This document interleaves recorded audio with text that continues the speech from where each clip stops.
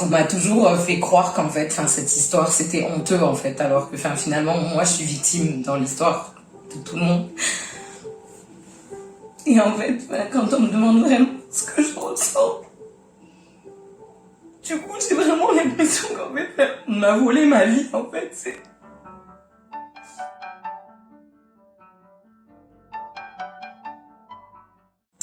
Je m'appelle Charlène Cazenave, j'ai 28 ans, je suis française, mes deux parents sont français, mais je n'ai pour autant aucun document d'identité. Donc pas de carte d'identité, pas de passeport, pas de carte vitale, rien qui puisse justifier mon identité. Et ça fait maintenant plus de 22 ans que je suis en procédure judiciaire pour essayer de sortir de cette situation, de ce problème. Parce que ma vie était déjà très compliquée quand j'étais mineure, mais depuis que je suis majeure, ma vie est tout simplement devenue un enfer au quotidien. Je suis née au Cameroun et je suis arrivée lorsque j'avais 5 ans en France, inscrite dans le passeport de ma mère.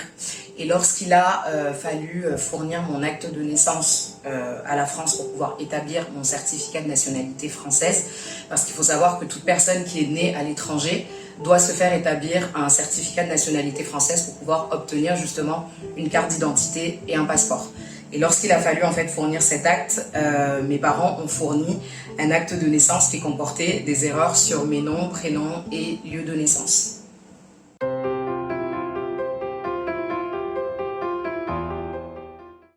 Et depuis ce jour, on enchaîne procédure sur procédure. On a été même assisté par un avocat. On a été devant pas mal de juridictions pour justement essayer de rectifier ces erreurs. Et c'est seulement en 2017 que le tribunal de Bayonne a en fait prononcé un jugement qui a finalement rectifié toutes les erreurs matérielles et qui me permettait en fait de justement pouvoir maintenant obtenir ce certificat de nationalité puisque mon identité était parfaitement conforme et qu'il n'y avait plus d'erreur ni sur mes noms, ni sur mes prénoms, ni sur mon lieu de naissance. Alors depuis 2017, donc date à laquelle le tribunal de grande instance de Bayonne a établi en tout cas une conformité entre les différents documents d'état civil qui permettaient d'établir la nationalité française de mademoiselle Cazenave, il était quelque peu évident que le certificat de nationalité française lui serait délivré.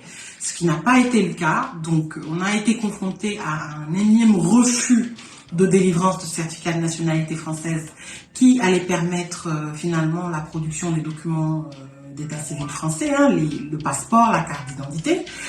À l'heure actuelle, nous avons contesté donc ce refus-là devant le tribunal de grande instance de Bordeaux. Depuis 2018, donc, nous sommes en procédure devant ce tribunal-là. Le tribunal a été quand même assez bienveillant, n'a pas prononcé un jugement de refus, mais un jugement demandant au ministère public de vérifier l'authenticité de l'acte d'état civil camerounais auprès des autorités consulaires, auprès des autorités françaises au Cameroun.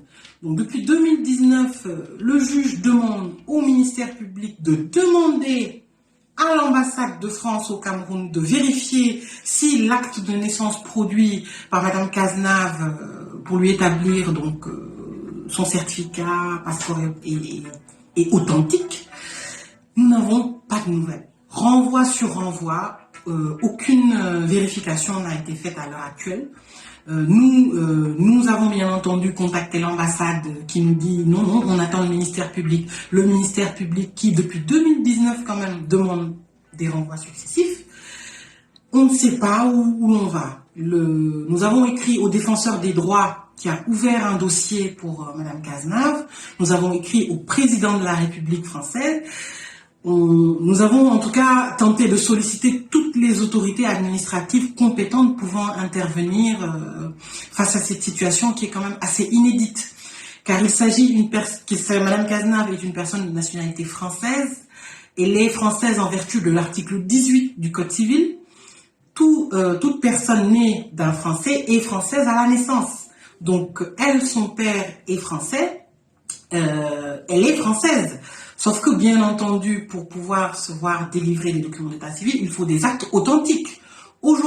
nous avons la preuve et bien entendu reconnu judiciairement que les actes de naissance sont authentiques, mais nous avons toujours un refus de reconnaissance, en tout cas de délivrance du certificat de nationalité. Et c'est assez accablant. Et depuis ce jour-là, donc depuis le fameux jugement qui a été rendu, je pensais que j'allais enfin pouvoir démarrer une vie normale comme n'importe quel Français, que j'allais pouvoir me rendre en mairie et aller faire mes documents d'identité et commencer ma vie. J'avais quand même 24 ans en 2017. Mais en fait, pas du tout. Je me suis encore heurtée une fois de plus au refus de l'administration et de la justice française.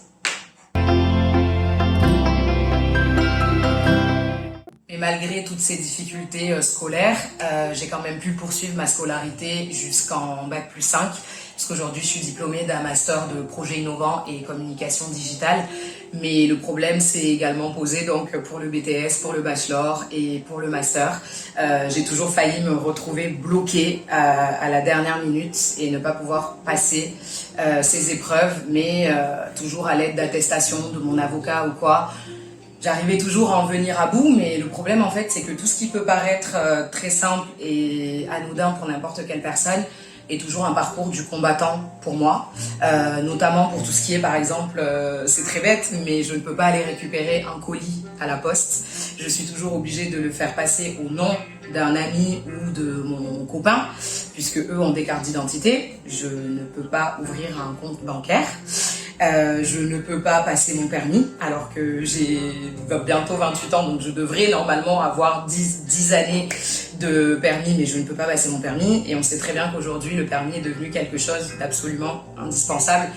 Pour trouver du travail, on demande le permis. Pour tout simplement même être libre dans sa vie, c'est mieux d'avoir le permis. Et moi, je n'ai pas le droit puisque je n'ai pas de carte d'identité.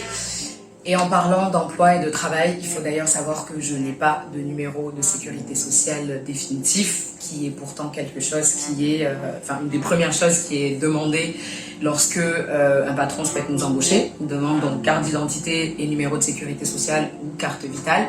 Et moi, je suis dans l'impossibilité de produire les deux. Donc, en général, lorsque je me fais embaucher, c'est au bon vouloir de mon employeur et toujours à l'aide d'attestations de mon avocate et même d'attestations que je peux faire moi-même en fait pour vraiment expliquer ma situation, mes procédures judiciaires et tout ce qui s'ensuit. Enfin, c'est véritablement un cauchemar. Et à 28 ans, mon forfait de téléphone est souscrit par une amie, puisque c'est toujours pareil, sans pièce d'identité, les opérateurs refusent tout simplement que j'ai une ligne à mon propre nom. Je ne peux pas non plus voyager, donc je ne peux pas quitter le territoire par voie aérienne, maritime. Et si je le fais par voie terrestre, c'est, on va dire, entre guillemets, pas à mes risques et périls, parce qu'en soi, je ne risque rien à part juste me faire rapatrier de nouveau en France, mais je ne peux même pas juste me rendre par exemple en Espagne, pays qui est pourtant frontalier et juste à côté, je ne peux pas. Et je ne peux pas non plus voter. Enfin, voilà, en tant que citoyenne française, je ne peux pas voter. Donc, c'est une liste, on va dire, non exhaustive de choses que je ne peux pas faire parce que là, tout de suite, ce sont les premières choses qui me viennent. Mais c'est souvent lorsque j'ai une démarche ou quelque chose à faire que je me dis « Ah, il y a cette chose aussi que je ne peux pas faire en fait ». Au début, j'avais vraiment confiance que ça allait se régler très rapidement. Mais là, du coup, je ne sais pas dans combien de temps ça va se régler. Et en fait, je pense que n'importe quelle personne déjà est angoissée pour son avenir en général. Mais moi, je suis doublement, voire triplement angoissée pour mon avenir puisque j'ai les angoisses de ne pas avoir réalisé plein de rêves qui m'ont été enlevés puisque je n'ai jamais pu rien faire en fait. Mais j'ai aussi toutes les angoisses de me dire que dans 2 ans, je vais avoir 30 ans. C'est peut-être bête pour certaines personnes, mais j'ai l'impression qu'il y a des choses que j'ai pas faites à 20 ans que je pourrais plus faire maintenant. J'espère que ça va se résoudre parce que je me dis si c'est 30 ans, si c'est 28 ans, l'idéal ce serait là à 28 ans que ça puisse se résoudre. Parce que, voilà. Mais si c'est 30 ans, voilà, ça se résout, je pourrais me dire, c'est pas trop tard pour commencer ta vie. J'ai vraiment l'impression que je vais commencer ma vie en fait. Je suis vivante mais je vis pas en fait. C'est comme si limite je survivais. Tous les jours je me lève, c'est un nouveau combat, tous les jours.